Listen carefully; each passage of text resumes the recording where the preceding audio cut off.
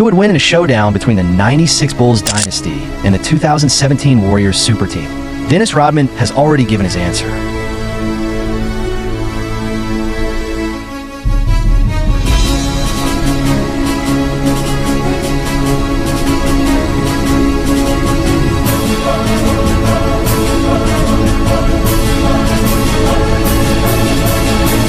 Why was Dennis Rodman so confident? Where did his confidence originate? To understand his answer, we need to go back to 1996. Back to that dominant Chicago Bulls team, still considered a legend today. Once you witnessed their true strength, Rodman's attitude becomes perfectly reasonable. Back in 1996, the Chicago Bulls not only won, they dominated the league with a 72-10 record, a number so astonishing that the word dominate falls short. At the pinnacle of this dynasty was Michael Jordan, widely regarded as the greatest basketball player of all time. That season, he averaged over 30 points per game. In an era of brutal defense and frequent hand contact, driving to the basket meant enduring elbows or worse. This wasn't the style of play today, with its spacing and three-pointers. This was the most physically demanding era in NBA history. Jordan still scored like a legendary figure. Even if you put Draymond Green and Andre Iguodala, the Golden State Warriors' best defensive players, into that era, stopping Michael Jordan would still be a challenge. Then there was Scottie Pippen, the Bulls' undisputed second star. Scoring wasn't his forte, but defense? That was his kingdom. 10-time all-defensive team selection.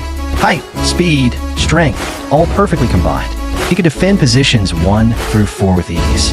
Pippen didn't defend you. He glued you in place, like glue, stripping you of space, rhythm, comfort, everything. Without Pippen, there would be no Bulls dynasty, without a doubt.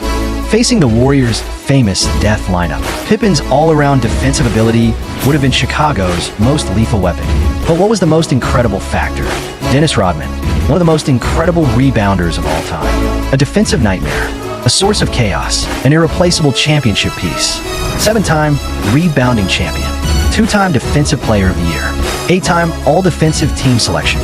At his peak, nearly 19 rebounds per game. Even Shaquille O'Neal, the Big O'Neal, kept him at a distance.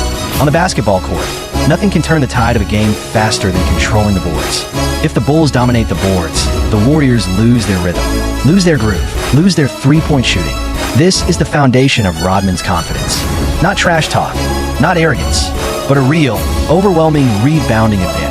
And the Bulls' strength wasn't just in their stars. Starting point guard Ron Harper was the team's consistent playmaker and defensive stalwart. His size and veteran experience are enough to disrupt the Warriors' backcourt from the outset. Starting center Luke Longley isn't flashy, but he's incredibly solid. He's a reliable rim protector, pick-and-roll setter, and positional defender. He makes the paint a problem for opponents, not an easy excuse to score. Off the bench, there's Steve Kerr, who can immediately score and make an impact. And Tony Kukoc, one of the most talented sixth men in history. He can handle the ball, create opportunities, and score, enhancing the Bulls' offensive firepower without disrupting the team's offensive rhythm. Role depth. The Chicago Bulls have that kind of depth. Every player fits perfectly. Every role is crucial. The 2017 Warriors were incredible, undoubtedly. But when you compare their strengths to a defensively strong team like the 1996 Bulls, the situation changes. The Splash Brothers won't have the same easy scoring opportunities. The pace of the game will slow down. The intensity of the competition will increase. The game will shift towards the Chicago style. From tactics to toughness, from defense to fundamentals. The 1996 Bulls have the advantage.